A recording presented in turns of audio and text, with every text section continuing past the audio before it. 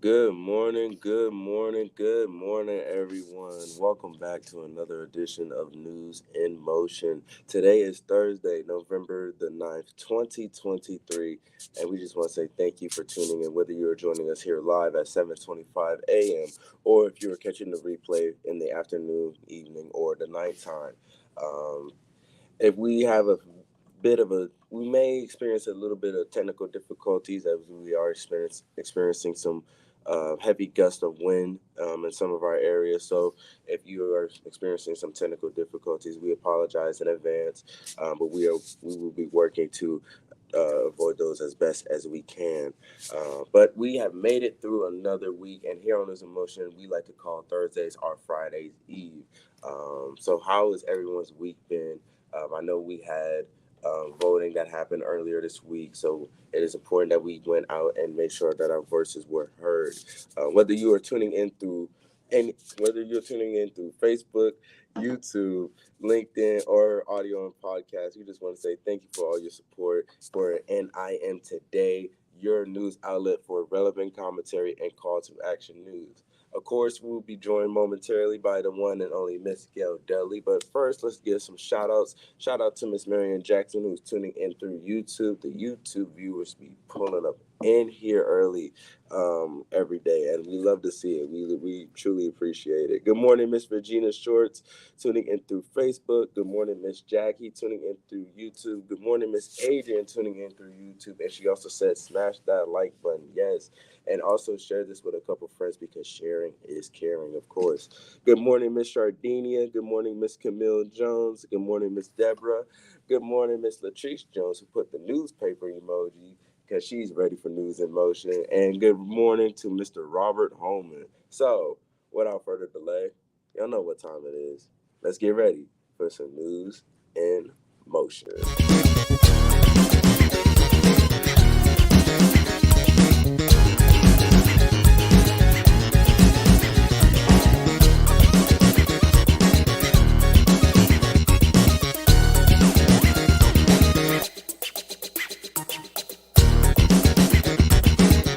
News in Motion.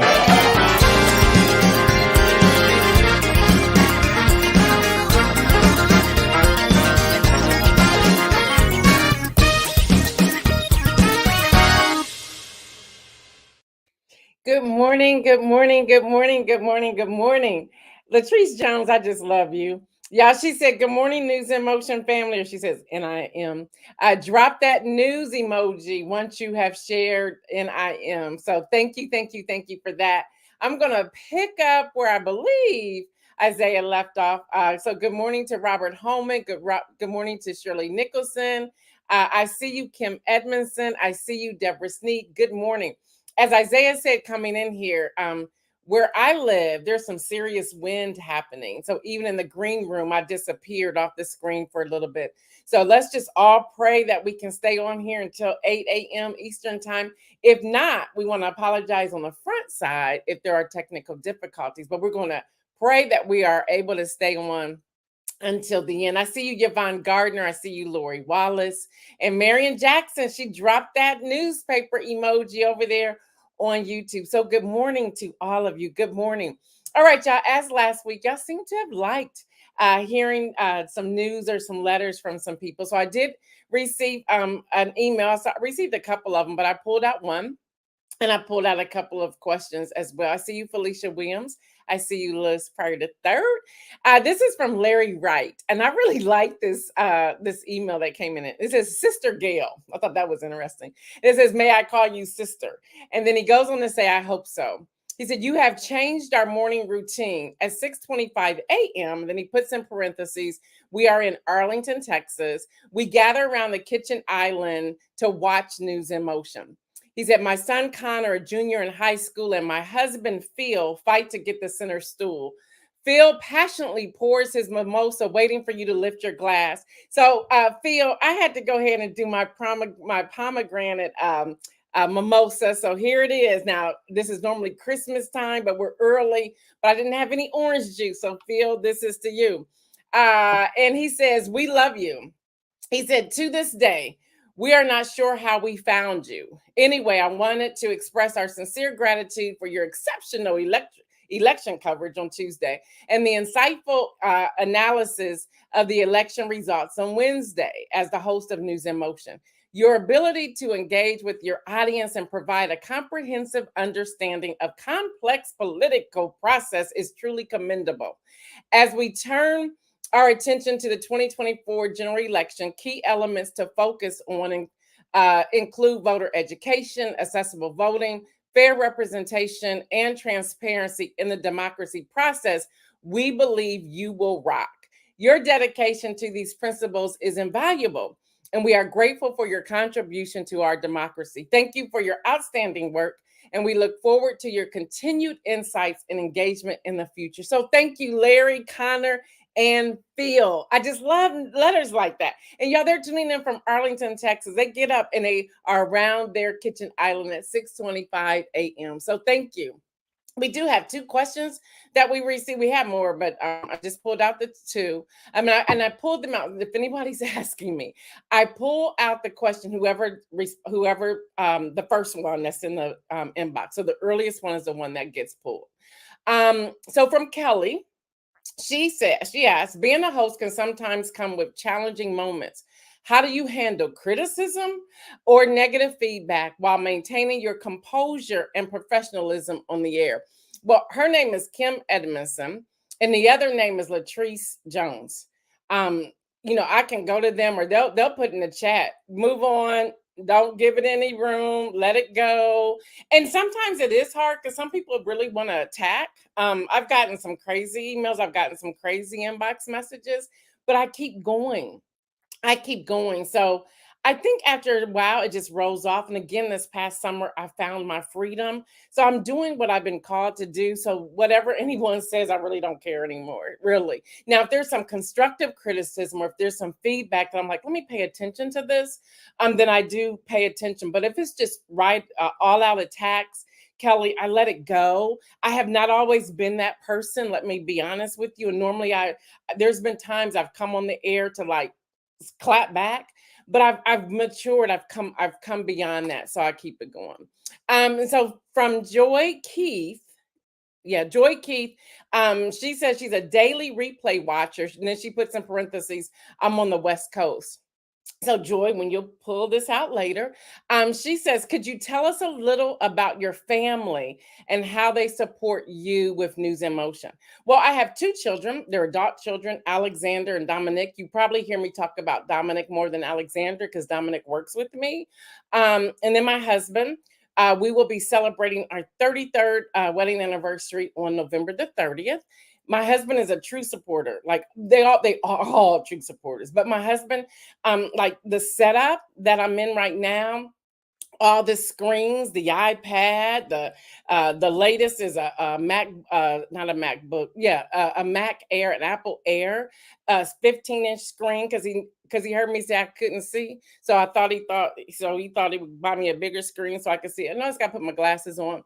The whole studio setup is his support. Latrice says, go back to Latrice. Me and Kim got your back always. See, that's what I mean, Kelly. That's what I mean. And then Dr. Annette said, say that I'm still a work in progress. Boom, there you have it. But they support me. My son, and I'll talk about him for a moment.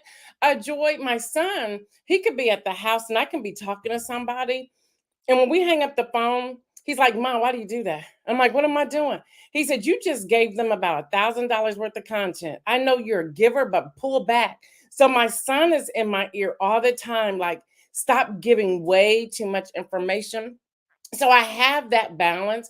My daughter is like, "Oh, Mom, you're great at that. The way you engage the audience." So they're my supporters. They are. And then, as you see, my brother and sister are on here constantly, tuning in. I have there's five of us, but my brother and my sister are always on here. And then my other sister, I have one sister that not on social media at all. But then I have another sister who's always following and making comments on my social media. So I have a really encouraging family. But that was a great question. Um, um, I won't go into detail of who they are and what they do. I try to also protect my family. So people will usually not see my husband on social media until something like our anniversary, or if there's something we're doing. But I always ask them permission before I post. So there's that. All right. So thank y'all for hanging out with us and sending in questions. I love that piece. That gives you another side of me and who I am and what I do. So thank you for that. So let's get into the news, y'all. Have we gone too far? And can we come back? Y'all, HuffPost reports, and I tuned in for a little bit and I had to turn it off because it was just like, what is this? The circus or what? But former UN ambassador Nikki Haley, y'all, she went after Ramaswamy. Yeah, she did, because he brought up her daughter. I don't care that she is in her 20s, but you leave the kids out of it. And this came up when it came to TikTok. It came up when it came to TikTok, and he says, and I quote, her own daughter, because the question was raised, would you ban TikTok if you became president? That was the question.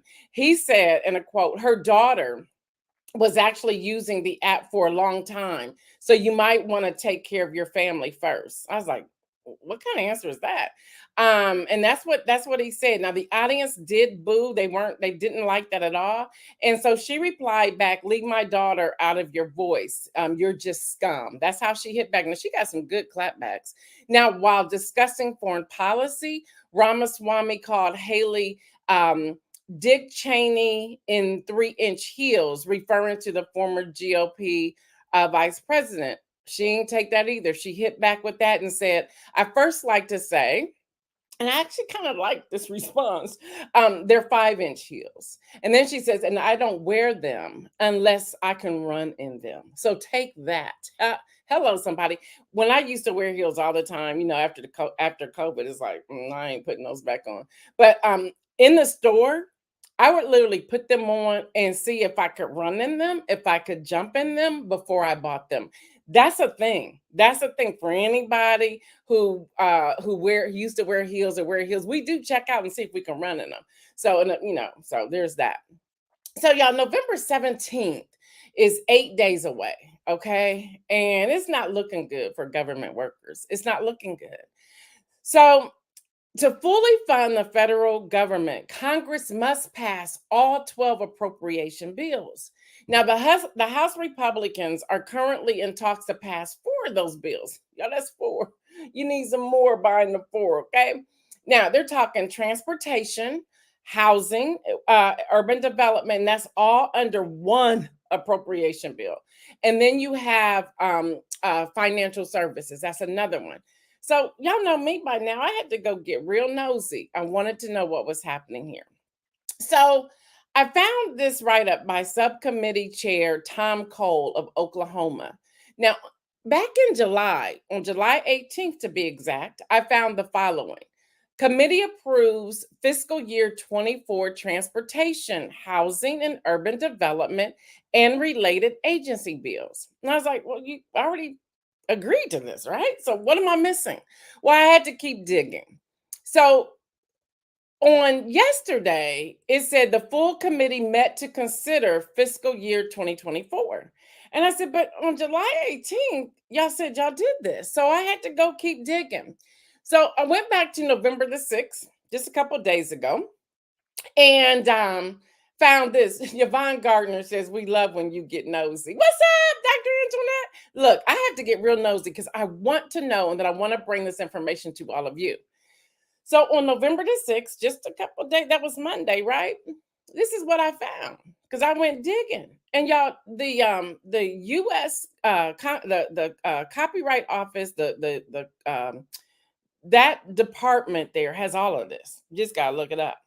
So I went looking, found a couple of HR bills. Those are called House bills. So um, this is how this subcommittee chair, Tom, this is how he started. He said, first, I would like to point out that last year, and this is a complete transcript, y'all, okay? That last year, I'm not reading all of it to you. My Democratic friends labeled an extra 3.6 billion as emergency funding. We do not repeat that mistake this year. First of all, that didn't make any sense that you said it that way. But second of all, okay, so what was your point of saying that? And he goes on to say, second, The Transportation, Housing, and Urban Development Bill uses receipts from HUD back mortgages and refinancing to offset spending. I was like, okay, so what receipts? Can you show me the receipts? Because there was none attached. And normally things like that are attached to these bills. So I had to keep digging. So I found another piece that says in fiscal year 2023, that's where we are right now. This provided 10 billion to offset spending. But provided for what? Where are the receipts? Where's your document and where are you speaking from? And it says for fiscal year 2024, that receipt number is down 70%. Why few people want to refinance at an 8% interest rate. It made no sense, y'all. It made no sense. So I had to keep looking because I'm like, make this make sense. So where's the 70% coming from? How are you coming up with these budget numbers and items? And why are you slamming the people across the aisle? If you have a $3.6 billion as an emergency fund, why aren't we using that? Help me understand. Is it that I don't understand, or I'm not making the connection, or you just don't want to use that money, or where is it going? All questions that I'm glad that I asked. So they talked about the real spending when the HUD bill of 101 billion in 2023 compared to 93 billion in the bill before them today. So he's like, here's the bill for us today. Okay, so you saving what? 8 billion? What you're already at 93, so why not go up 8 more? And it says this is a decrease of 8 billion, bringing the total slightly below the 2022 level. So he just keeps talking. So then he gets down and says, I'm proud that we provide resources for the Federal Aviation Administration to hire 1,800 new air traffic controllers. And I was like, where did that come from? Like, y'all, this is the transcript. And I'm going to give y'all the link later so y'all can read it yourself because it makes no sense. So he keeps going. He says, we also provide funding for the most critical air traffic control modernization program. We just want the planes to be up in the air and not crash. So help us understand. And how are you hiring these people? What's their background? How many years of experience do they have? And more importantly, how much are you paying them? And how is that going to keep the government open? Let me keep going because these are all questions that I was asking. So the bill provides 60 billion for highways and bridges through the Highway Trust Fund. So y'all, clearly, I'm reading the actual transcript. And I said, well, how did we go from air traffic controllers to highways and bridges? So are you just making this stuff up? So he goes on and he talks for a long, long time. He talks about community block grants at 3.3 billion.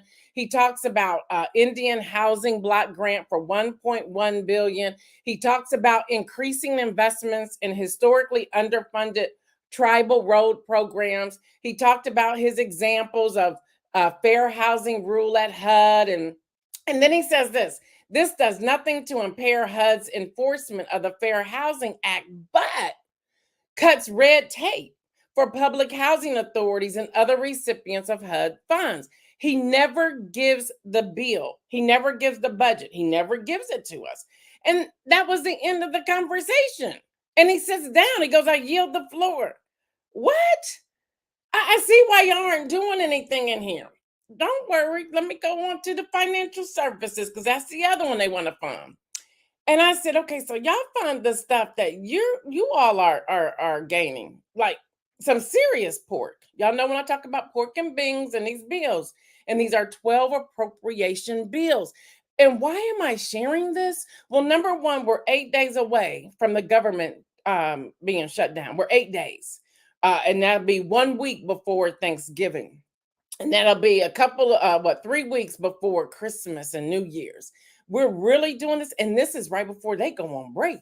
They go on recess. They're like, we're out. We didn't do anything. We're gone.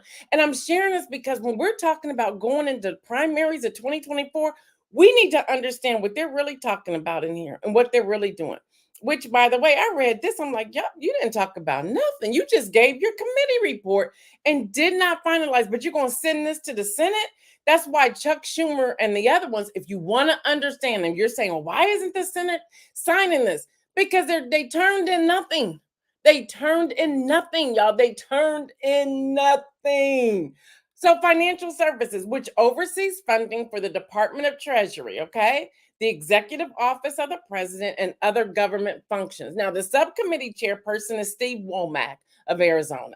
Yeah, I had to go find out who's running this ship over here. So Womack gives some remarks during the floor consideration on HR 4664. Again, that's HR 4664. This is federal government.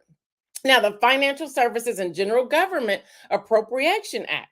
So I went sneaking, being nosy, because I need to figure out what was going on with financial services. Because now y'all messing with the stock market, okay? You're messing with that. That's why the stock market is all over the place. Y'all, all these things connect, so pay attention.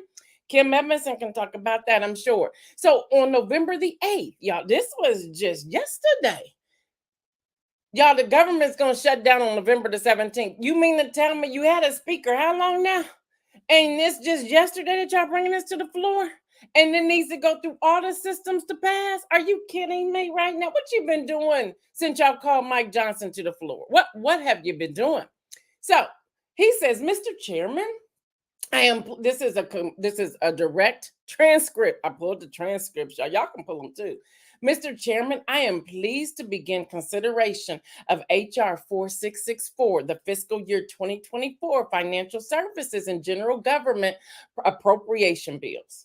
Mr. Chairman, HR 4664. By the way, did y'all notice I didn't give any number to the previous one? That man was just up there talking, okay? Tom was just talking. At least this dude, Womack, gave me some numbers. He says, Mr. Chairman, HR 4664 provides $25.279 billion in non-defense discretionary spending across a number of critical agencies. He said, now, this is incredible. Okay. He goes on and says it also includes 45 million in defense spending, but it rejects over 6 billion of discretionary funding increases within the president's budget request. Now, at least he's giving me numbers, and I'm able to add and subtract and see where the numbers are going. And so far, it was going really well until he says this bill represents an adequate level of funding given our fiscal constraints. Y'all got constraints, really? He says it is 7% below the fiscal year 2023 enacted level and 2% below the fiscal year 2022 enacted level. Okay. You're not even at 10%, but okay. The bill provides the resources necessary to combat threats and protect the integrity of our financial and judicial systems. So he's going through talking about the Inflation Reduction Act. That's the IRS funding preventing. Remember, they wanted to the bill they're sending. And see, the news isn't breaking it down like I'm about to break it down to you right here.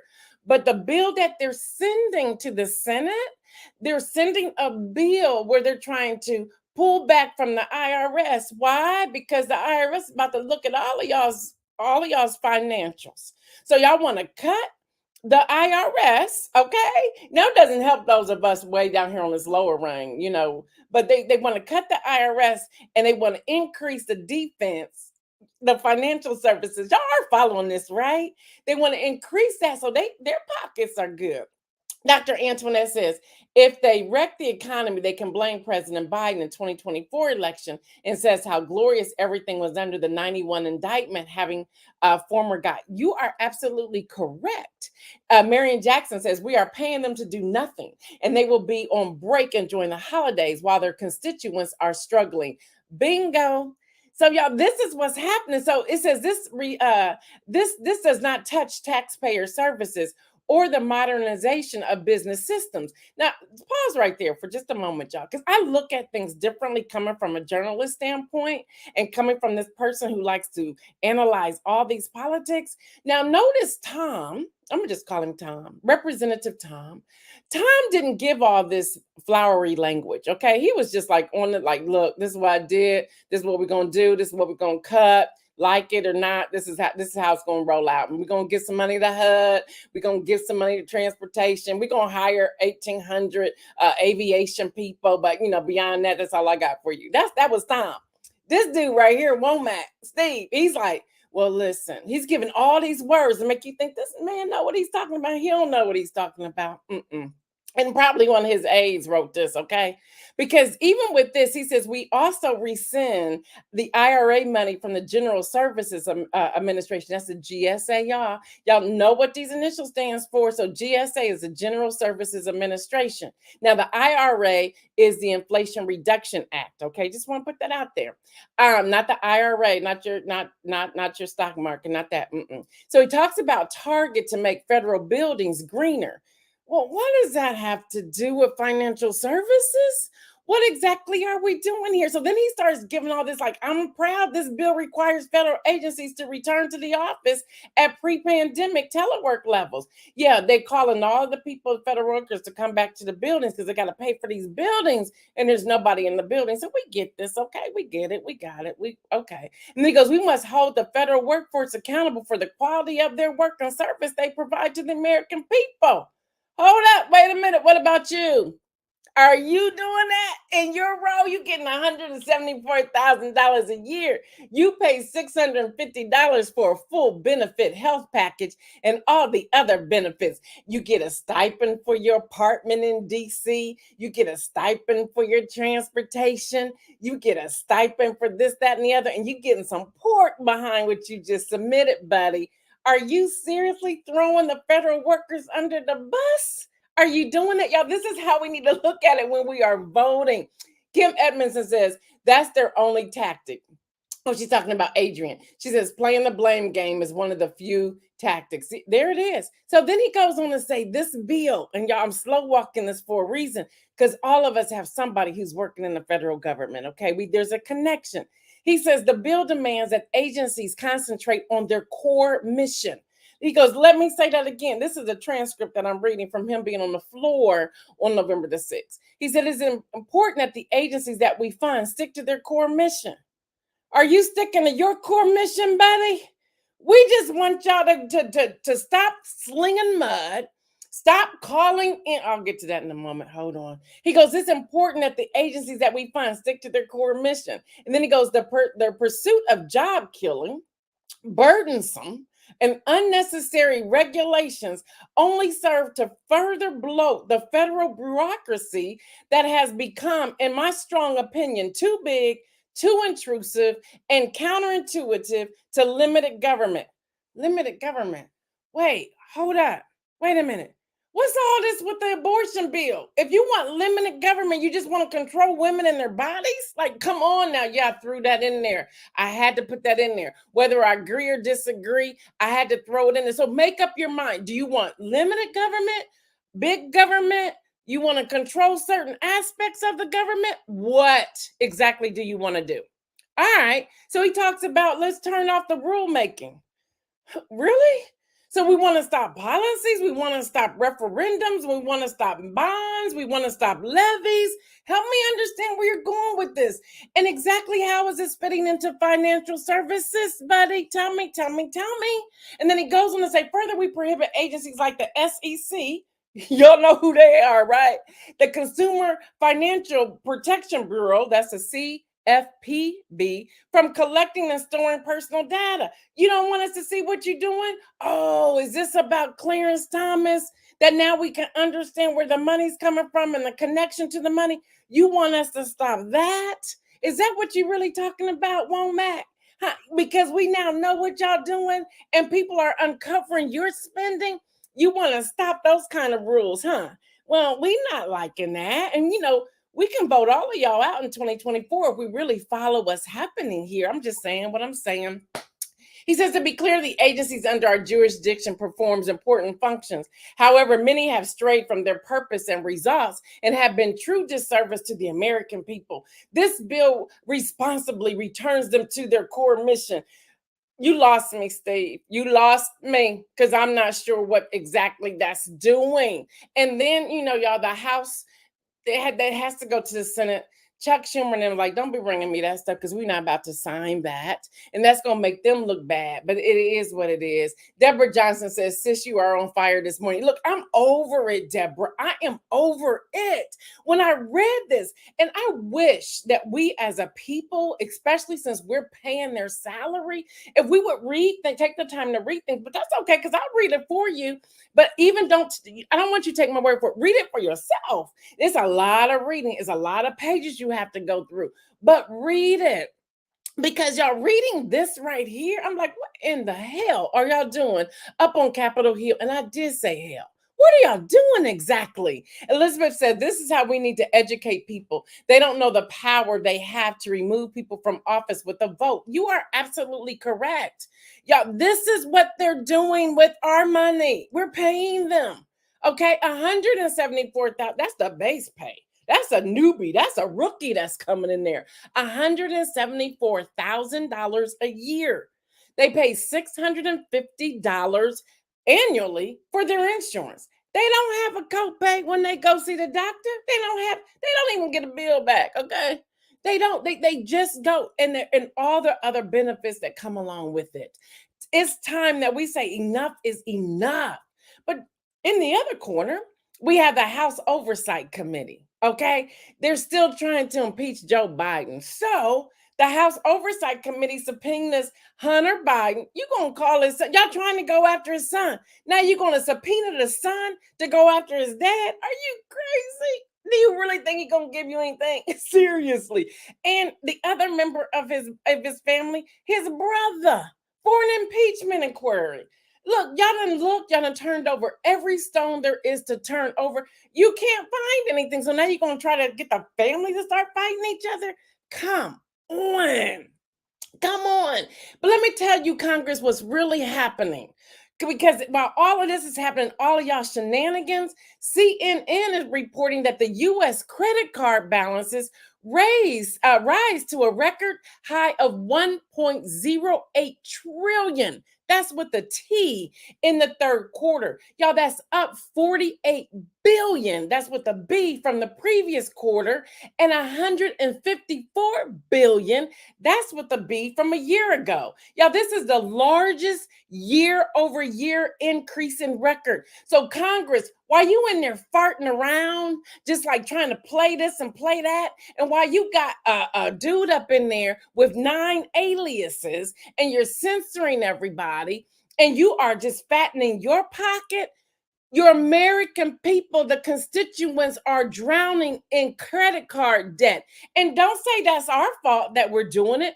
We're just trying to survive. We need to get gas in the car. We're trying to keep milk in the refrigerator. We're trying to keep butter and bread. We're trying to just eat. We're just trying to make it. But this is what you want to play around with. I'm sick of it, y'all. This was election week, and things were said, things came out, and things are changing. Even in Hollywood, they finally have a tentative deal. But look at 118 days of a fight with that. The UAW, school teachers, school administration in Oregon, in Seattle, in all these different places.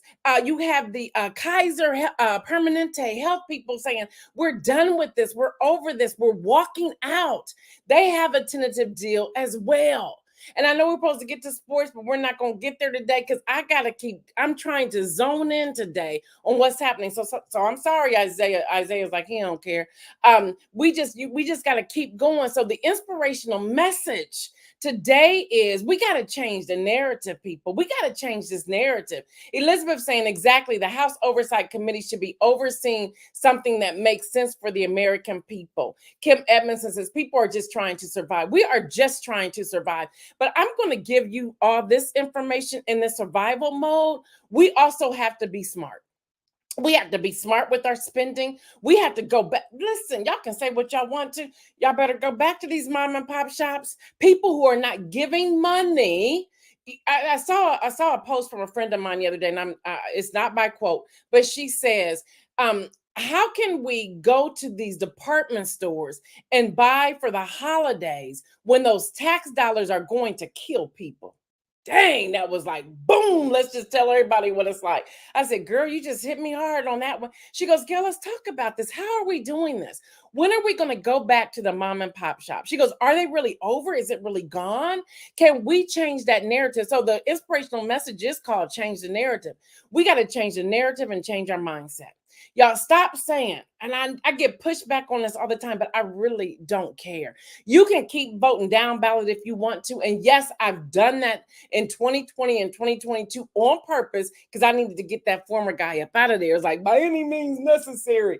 But now it's like, let me think about this differently. Who do I need to vote for? Who's really for the American people? What do they look like? What are their characteristics? And how can we rise to that? So AP reports that Andy Beshear, he won, he was the incumbent in Kentucky for governor. He said, basically, he said, stop rallying up the people. He says, stop voting based upon anger. Stop running off of the narrative of anger. Stop running off the narrative of nastiness. He said, you look at all of the different things that they did in the campaign, from trying to demonize groups of people to just so many different attacks. He says, stop trying to find the boogeyman and just run on the facts and run on what's truth. He goes on to say, to show leadership in a different way, one that puts love over hate, one that doesn't judge lest we be judged, and tries to lead with compassion and recognize that this isn't a game. Y'all, we got to stop letting these people think they can play us. They're playing us like chess pieces. And what the problem is, many of us are playing checkers because we don't even know how to play chess. And those of us, there's many of us don't even know how to play checkers. We think it's about skipping here, skipping there, and grabbing up and putting it in your pot. Look, we are losing. There's a hole in our bag. And it's time for us to fill up the hole. And we fill up that hole with education. We got to educate ourselves, y'all, on what's going on out here. We got to stop listening to all the naysayers. Stop listening to, well, let's just vote for the lesser of two evils. I don't want to vote for any evil. I want to vote for love. I want to vote for people who are going to take care of people. I'm no longer worried about me. I'm 58 years old, okay? Hopefully I'll live another 20 years if I still got this kind of energy. But I'm thinking about my children. And if my children never have children, their children. I'm thinking about my nieces and my nephews, my great nieces and my nephews. I'm thinking about my neighbors and their children. Look, they can't live like this. If it's going to keep inflating and keep going up, we have a problem. Elizabeth says, change the narrative, y'all. We have to change the narrative. Adrian says, play with strategy, y'all. We have to play with strategy. Seriously, we have to start being advocates for ourselves in every area. Jackie says, preach to the people, Gail. Listen, Jackie, I'm trying to share the stories, trying to share this message, and I want people to make a move. We got to stop staying idle and waiting for someone to tell us what to do. We have to start thinking for ourselves. Elizabeth says, don't make moves from emotions, make moves from passion and peace. Absolutely, y'all. I love the American people so much that it's like, what do I need to do? And if I get attacked in the process, I get attacked in the process. I don't care. I don't care. We need to start studying these people. Show up at the town halls. I'm curious, in Franklin County, Latrice Jones asked you all to show up at the board meeting yesterday. How many of you in that county who have children in that school, you pay your taxes in Franklin County? How many of you showed up? She had a call to action. Did anybody show up? Did anybody show up to say, Latrice, we're with you. We want to hear. We want to move effectively. Who is doing that? Y'all, listen, turn off the idiot box. It's just a repeat of the television over and over and over and over and over again. Many of us got 200-300 channels, and it's the same repeats. And this was even before the strike, okay? Before the strike. Robert Holman says, play for the end game. Listen, I don't know what it's going to take. And I've been praying, asking God to give me the energy and the finances to educate the people. For those who want to listen, if there's one person that show up, it just be one person. If there's 1,000 people that show up, it'll be 1,000 people. But we have to have these conversations. This is what they're doing in Congress, making $174,000. Yes, a year. And that's not including all their benefits. When you put their whole entire benefit package together, y'all, it's $500,000. Yes, and that's public information. Go Google it for yourselves. Kim Edmondson says, yes, we have to start showing up. Elizabeth Town says, yes, what's the end game? And we can't keep talking about it. That's why I'm taking time on News in Motion to break these things down and giving all of us critical thinking questions so that we can critically think through what's happening, what's before us. All right, y'all, that's all I have for today. You make it a great weekend. Again, I'm sorry, Isaiah, that I didn't bring you one to give the who's playing this weekend. Y'all can just go Google who's playing football this weekend and what time are the games. And I'll let Isaiah come in here on Monday and give a recap for both the NFL and the college football. But y'all keep moving out here, okay? Keep making some bold moves. It's necessary that you make some bold moves. And bold moves at times mean that you will move alone, and you have to be okay with that. You have to be okay with moving alone. It's all right. It's okay. Right, Phil? Phil, put up your glass. I want you to write me back, Phil. Let me know what you had, what was in your mimosa glass this morning. All right, y'all. Until Deborah Johnson says you got me fired up. Look, what was Obama's word? Fired up and ready to go. Let's do something, okay? Let's do something. All right, y'all. Live your life in abundance. Until Monday, I am Gail Dudley, your host of News in Motion. Thank you so much for tuning in. We are out.